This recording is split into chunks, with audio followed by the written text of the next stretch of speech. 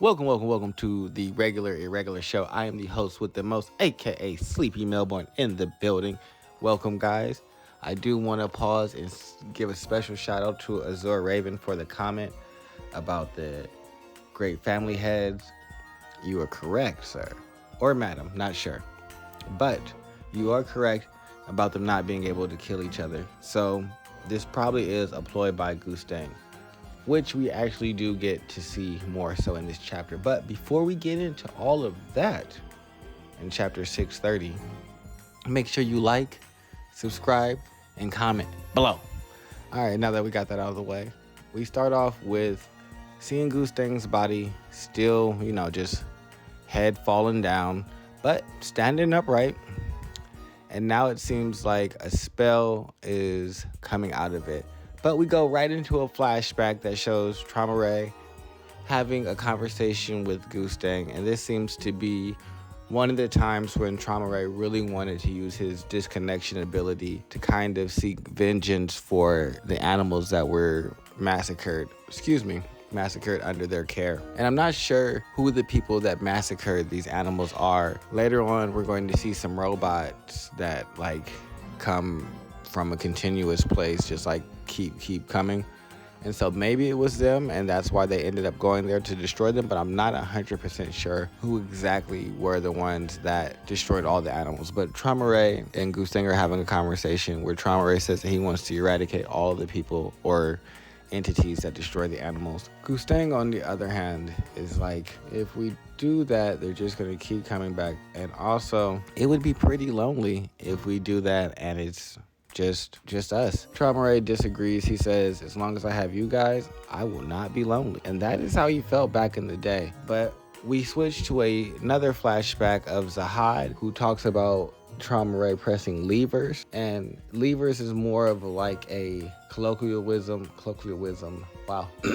Basically, he's trying to say that he's been turning off his emotions inside to commit certain acts. And the first time that he did it, I think it had to do with the anima and him going to eradicate whoever it was that killed them. Then Zahad is saying that he doesn't need to feel guilt over turning off those emotions, and emotions are the things that allow good people to let evil slip through the cracks, is because they feel guilt about their actions and having to be so stern. I think this is a crock of shit, but Zahad is one of his main people, best friends to the end. So Trauma Ray is on board and seems like he has come to believe himself and the great family heads as a part of the absolute good, telling Gustang's body that he doesn't feel lonely anymore.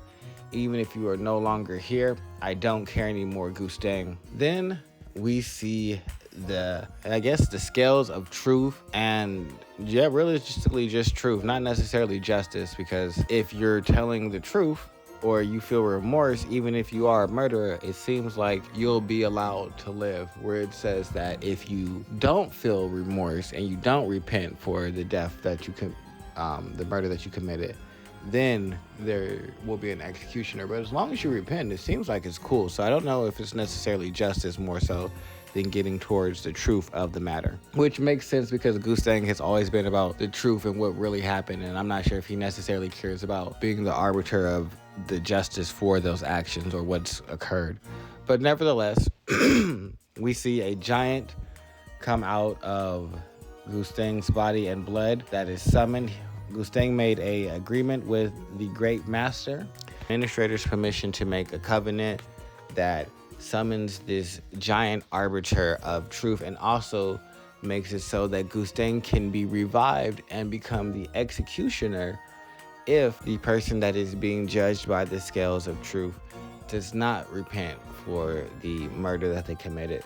So we will see if Gustang repents, and then the arbiter speaks, who is controlling the scales, telling Trauma Ray, that they will see the sins that he committed. And we go into another flashback. Inside of this flashback, we see the giant robot and the small like hundreds and thousands of robots that the 10 Grey family heads are looking to fight against. They're being swarmed, but not necessarily overwhelmed by the robots. I would say that the robots are closer to fodder. If you think of like Dynasty Warriors or any game that you've played similar to that, where it's a lot of people around, but really one or two smacks and they're going down. So I don't feel like the family heads are in trouble. They're just more annoyed by the situation around them. And that's where we see Gustang and Traumerei fall through the castle wall and stumble upon a reactor. This is where one of the other family heads,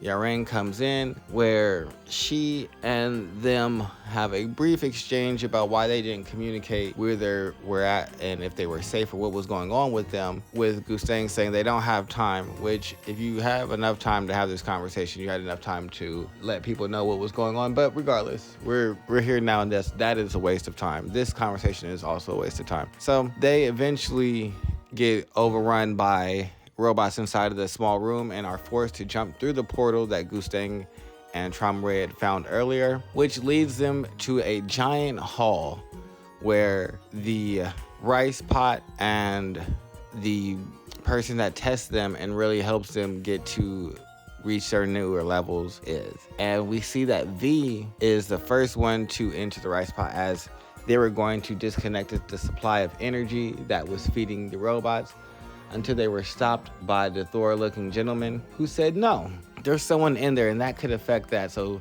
let's hold off until they're finished, which, speak of the devil, V comes walking out in nothing but his underoos, which Gustang is confused about. Rang asks, why are you here and how long have you been here? And V is like, maybe 10 minutes. He apologizes for not saying anything to them or notifying them where he was at.